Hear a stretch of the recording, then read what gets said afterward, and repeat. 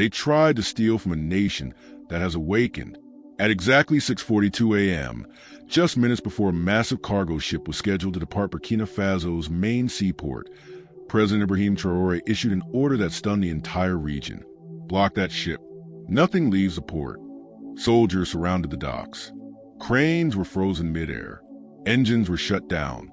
Within moments, the towering vessel loaded with dozens of sealed containers was trapped. It wasn't going anywhere, because hidden inside those containers were the stolen veins of Burkina Faso itself.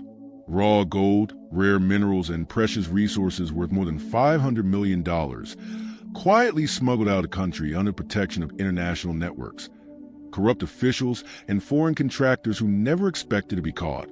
This was not a rumor, not speculation, not political theater. Traoré had physically stopped the theft of his nation's wealth, catching the smugglers in the act as they attempted to flee into open waters. And as the world watched the footage spread online, a single question echoed across Africa. Who was behind this operation? Now the real story begins. The morning had started like any other, at the port workers unloading fishing boats, traders bargaining over crates of fruit, the usual hum of coastal life. But beneath that normality, something felt wrong. A massive foreign cargo ship had been docked longer than expected. No crew member interacted with locals. The paperwork looked vague, incomplete, almost intentionally confusing. Port officers sensed something was off. Intelligence officials whispered of undisclosed shipments. And somewhere deep inside the presidency, Traoré received a confidential briefing that changed everything. Within minutes, security trucks rolled toward the docks. Special forces secured every exit. Civilians were pushed back, confused as armored vehicles lined the coastline. The ship's engines were already warming up, preparing to escape before anyone asked questions. They didn't make it in time. Traoré's order cut through the port like a blade. Soldiers stormed the gangway. The captain refused to cooperate. The private security guards, armed, foreign, and strangely well-trained, formed a block. But it was too late. The vessel was seized. One by one, suspicious containers were pulled onto the concrete. The first seal was snapped open. Authorities crowded around as the lid lifted and the truth gleamed back at them. Stacks of raw, unprocessed Burkina gold, bricks of rare minerals hidden beneath false labels. Millions worth of stolen resources packed as if they were ordinary goods. Silence spread through the port. Even the soldiers froze. This wasn't petty smuggling. This was extraction coordinated, protected, global. Someone powerful believed they could plunder a nation unnoticed. Not today. As the investigation intensified, the ship's guards refused to answer questions. The captain claimed ignorance. Phones were confiscated. Satellite calls were blocked. And in the background, foreign embassies began contacting one another in panic. Because if this operation was exposed publicly, if the truth reached the African people, it wouldn't just be a scandal, it would be a geopolitical earthquake. Traoré stood at the center of the storm, unmoved. He had done what no one expected. He stopped the ship, he exposed the network, and he forced the world to look directly at the theft it had ignored for decades. And what happens next is the part no one was prepared for. For hours, the seized cargo ship sat motionless at the docks, surrounded by armored vehicles and heavily armed troops. No one was allowed to enter. No one was allowed to leave. The port, usually alive with movement, had transformed into a fortress under lockdown. But the real battle was happening somewhere else. Inside a secured government compound in Ouagadougou, Traoré was reviewing the initial findings. The files were thin, the details conflicting, but one fact was impossible to deny.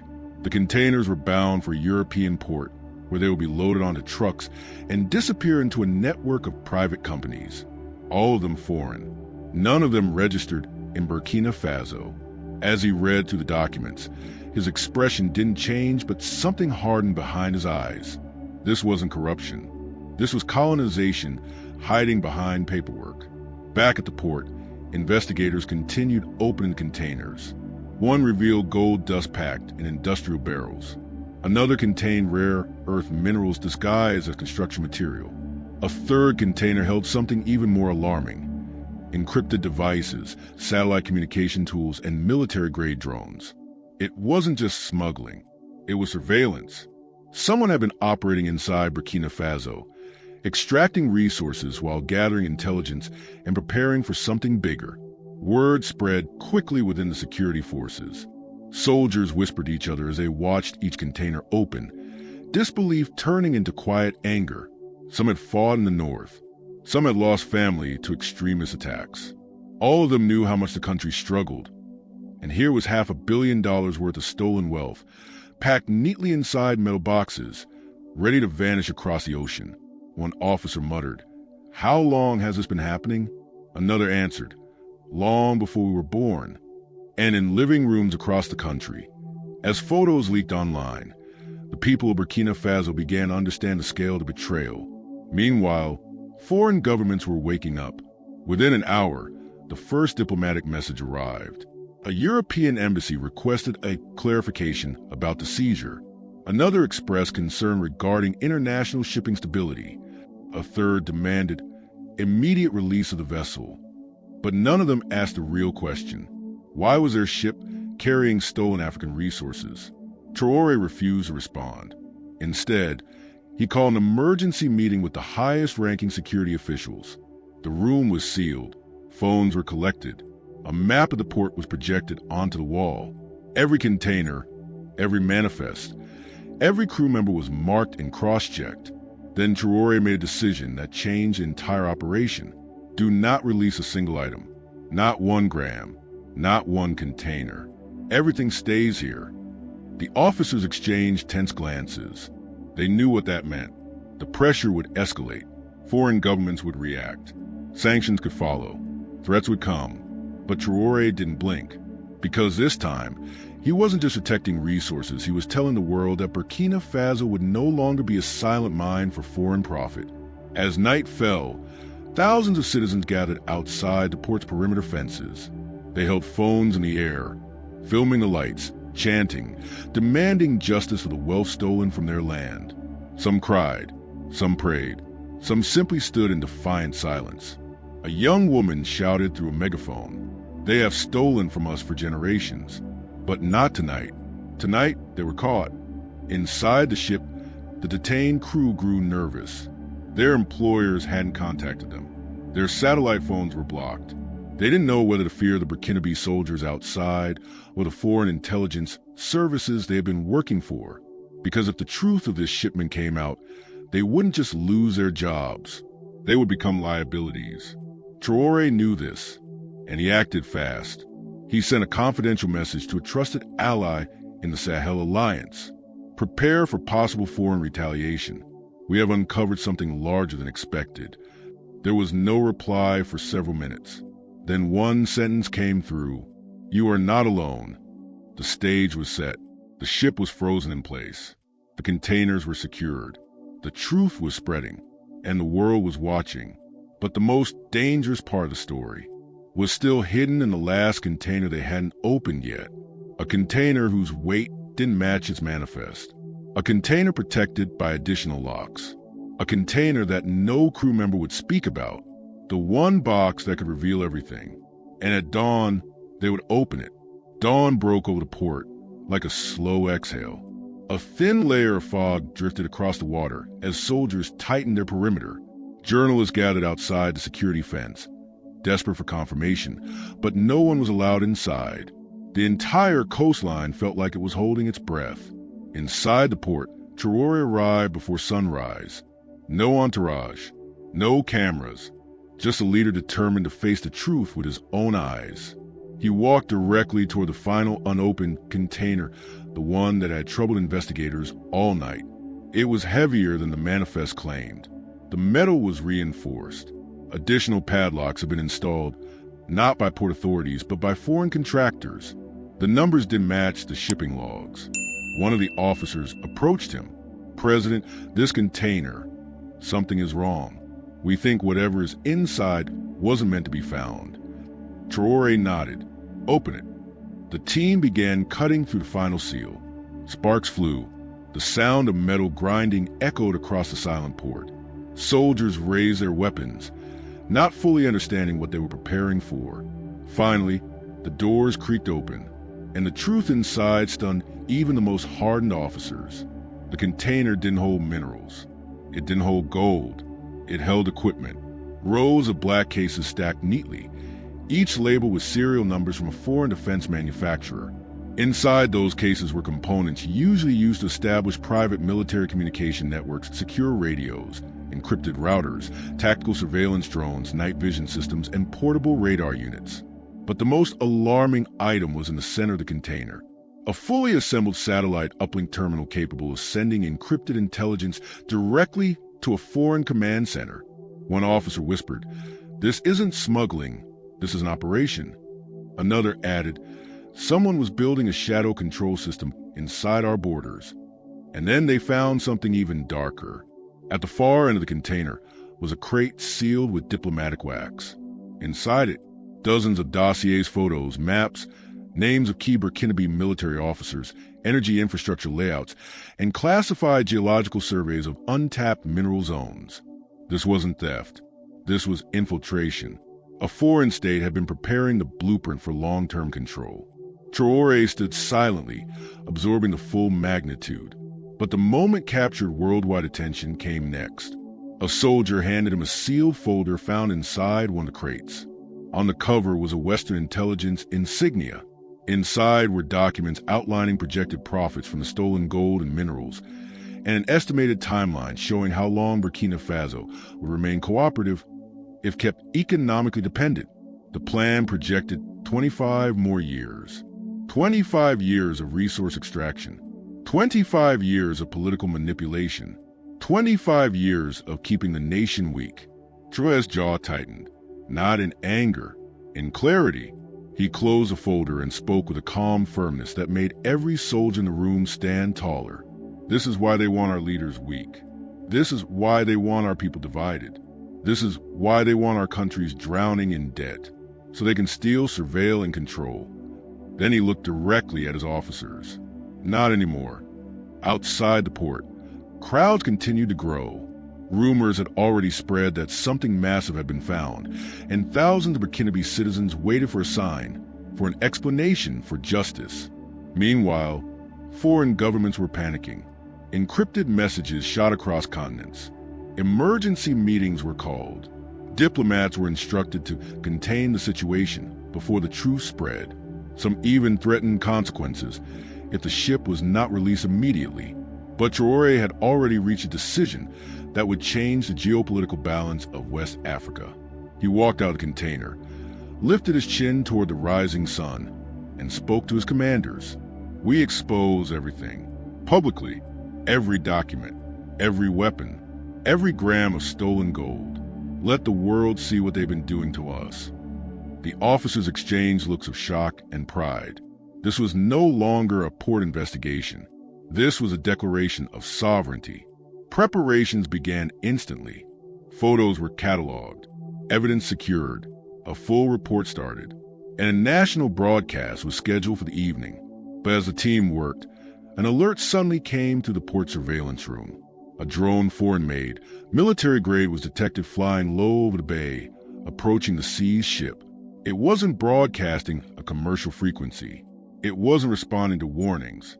It was observing, collecting, and transmitting, trying to recover information, trying to assess the threat, or worse, trying to destroy evidence.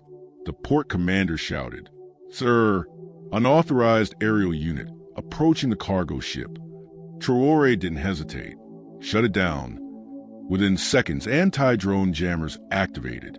The foreign UAV sputtered midair, lost contact, spun uncontrollably, and crashed into the shallow water beside the dock. Every soldier at the port knew exactly what that meant. Foreign actors were no longer monitoring. They were intervening. And this was just the beginning. Because once the truth was revealed tonight, the entire world order around Burkina Faso would shift, and powerful nations would not sit quietly. But Traoré was not afraid, because for the first time in decades, Africa was writing its own story, and the world would have no choice but to listen. Night fell over Ouagadougou with a heaviness that felt almost supernatural. The streets, usually alive with evening noise, had grown strangely quiet. Every radio, every cafe, every home with electricity kept one eye on the clock, and one ear on the television. People waited not out of curiosity, but out of an instinctive understanding that history was about to change. In the presidential broadcast studio, the lights were dimmed, the cameras prepared, the microphones tested. Technicians moved with the careful precision of surgeons. But there was tension too, because everyone in that room knew the risk. Foreign allies had already issued statements calling the ship seizure unfortunate, provocative, and potentially destabilizing. Some demanded immediate clarification. Others hinted at diplomatic repercussions. And one Western intelligence agency leaked a warning. Burkina Faso must ensure that sensitive international cargo is returned unaltered. To them, it was international cargo. To the Burkinabe people, it was stolen destiny. Just before the broadcast, Traoré reviewed the evidence one last time: the gold brick stamped with foreign refinery marks, the mineral samples tagged for export, the military-grade communication devices, the classified maps, the satellite uplink station, and the surveillance files targeting his own military. He had the truth. He had the proof. But he knew what exposing it meant. It meant challenging superpowers.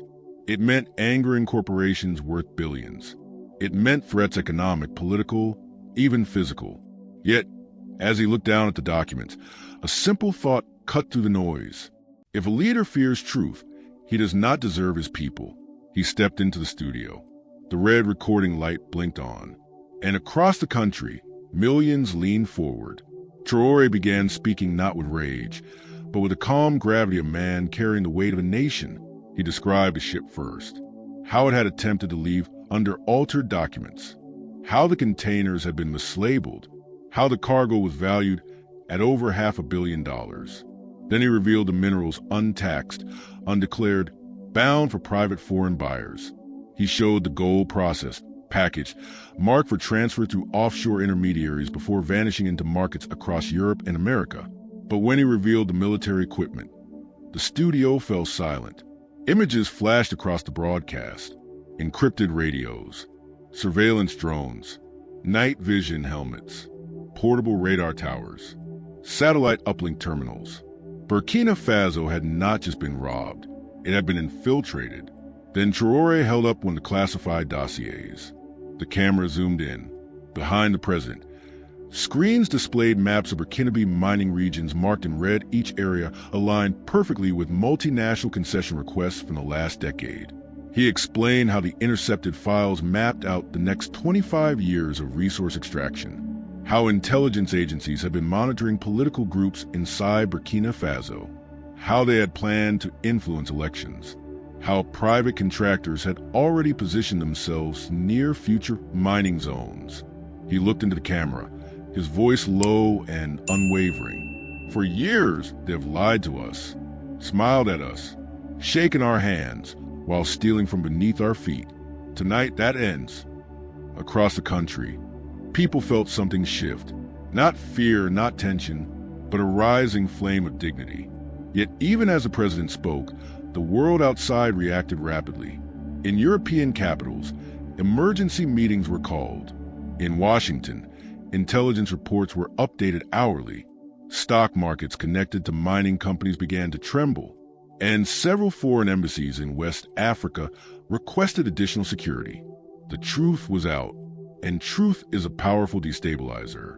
Back in Burkina Faso, the emotional impact was immediate. In the north, miners gathered around radios, listening in stunned silence. In the villages, elders shook their heads in disbelief, whispering that these were the same patterns they had warned about for generations. In the cities, you flooded social media, demanding justice and vowing to protect the nation's resources. But the moment that solidified the night's importance came from a group of soldiers stationed near the seized ship. They recorded a short message that spread like wildfire.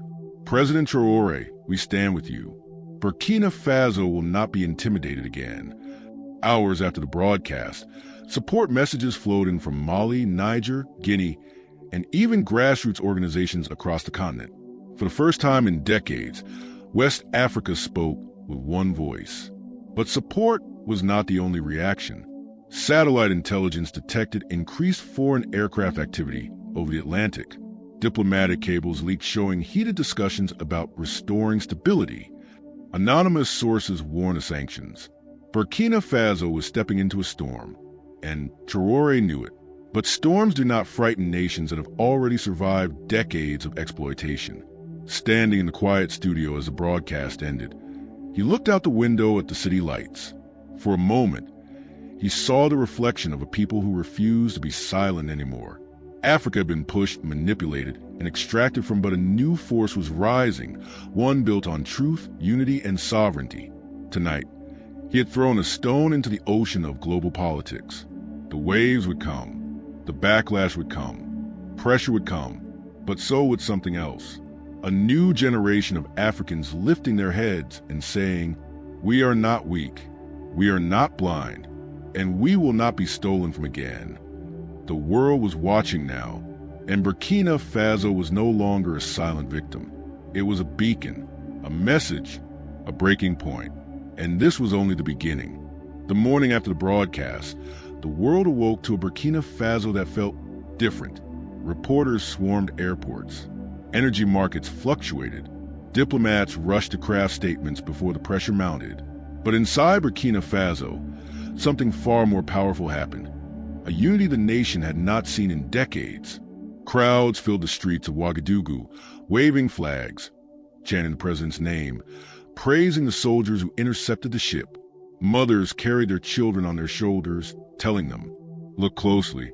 This is the day we took our dignity back." In the ports, workers stood proudly next to the seized containers, guarding them like sacred treasure. One dock worker, interviewed by a small local TV crew, said, "We didn't arrest a ship, we arrested a lie."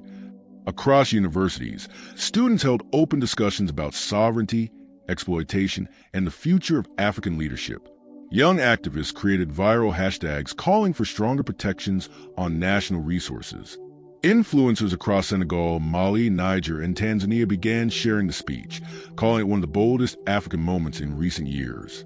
But the real storm arrived 48 hours later.